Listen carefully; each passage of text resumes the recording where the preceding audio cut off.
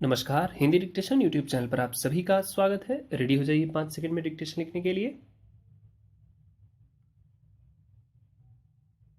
अध्यक्ष महोदय, law ministry की राय है कि उसके अनुसार जो विधियां हम बनाएंगे वह उन्हीं पर लागू होंगी जो इसके बाद के बिक्री कर के संबंध में प्रांत बनाएंगी।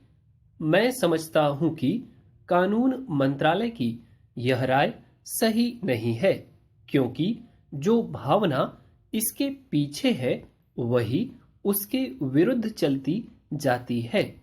भावना यह है कि जो विभिन्न राज्यों में बिक्री कर संबंधी विधियां हैं वह ऐसी ना हो कि जीवन के लिए जो उपयोगी और अनिवार्य वस्तुएं हैं उन पर इस प्रकार के कर लगाए जाएं कि जो जनता को अखरे और उनके मूल्यों में इस तरह का अंतर हो कि एक राज्य की अपेक्षा दूसरे राज्य के रहने वालों को वह खटकने वाली हो।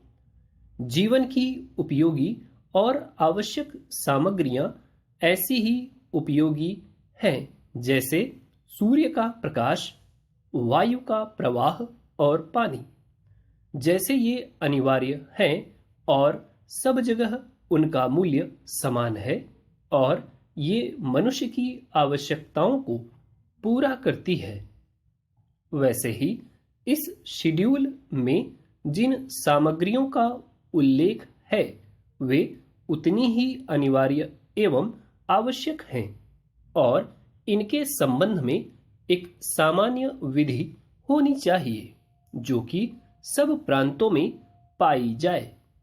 यह नहीं कि मनमाने ढंग से नमक का बिक्री कर कहीं कम हो और कहीं अधिक, या अन्य आवश्यक सामग्री के ऊपर बिक्री कर कम हो और कहीं अधिक हो।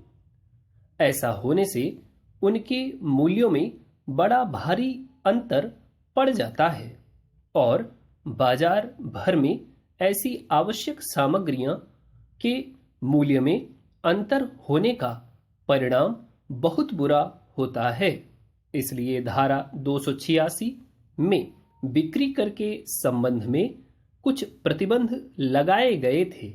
बिक्री कर विभिन्न प्रांतों में पहले से ही चल रहा था। अब यह आवश्यकता अनुभव हुई कि इसमें एक समानता लाई जाए।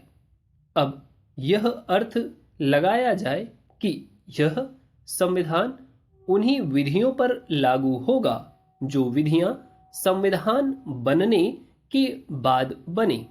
तो जो संविधान बना है उससे पहले बहुत से अनुचित कानून हमारे देश में प्रचलित थे और यह कहा गया है कि इस संविधान के बन जाने के बाद जो विधियां इसकी भावना से विरुद्ध पड़ती हों वे सारी विधियां और विधान रद्द हो जाएंगे। इसलिए ऐसा कोई कानून नहीं हो सकता कि जो इस संविधान के विरुद्ध पड़ता हो। पैरा। अब धारा 286 की भावना क्या है? भावना यह है कि जो जीवन की उपयोगी सामग्रियां हैं उन सामग्रियों पर विभिन्न प्रांतों के बिक्री कर ऐसे ना हों जो अखरने वाले हों और जनता को उनसे राहत कम मिलती हो। अगर यह अनुभव न होता कि ऐसे कर हैं तो 286 की धारा आती ही नहीं। उसके भाग 2 में लिखा है कि वे विधियां जो चालू हैं वे मार्च 1951 तक चालू रहेंगी बशर्ते कि राष्ट्रपति किसी लिखित आज्ञा से उनको रद्द न कर दें। और तीसरी धारा में यह कहा गया है कि संसद जिन सामग्रियों को आवश्यक सामग्री करार देगी, उनके संबंध में कोई विधि तब तक नहीं बन सकती जब तक कि राष्ट्रपति की मंजूरी न ले ली जाए। तो इसका मतलब यह है कि जो विधियां बनी थीं और जो विधियां बनेंगी सब रद्द हैं, जो इन सामग्रियों के संबंध में हैं, जिनका उल्लेख इसमें कर दिया गया है। अब उन सब के बारे में प्रांतों को चाहिए कि संसद में जो इस विधि के द्वारा आज प्रस्तुत है उसके अनुसार राष्ट्रपति की आज्ञा लेकर उन विधियों को जारी रखें जो विधियां पहले से प्रांतों में प्रचलित थीं, वह भी और जो आगे बनेंगी उन सब पर यह समान रूप से लागू होंगी। आई होप डिक्टेशन आपको अच्छी लगी हो, ठीक लगी हो। कोई सुझाव है तो कमेंट बॉक्स हमेशा खुला रहता है, वहाँ पर आप लिखें। और वीडियो अच्छी लगी तो लाइक करिए, चैनल को सब्सक्राइब करिए यदि आपने अभी तक नहीं किया है। That's all for today, thanks.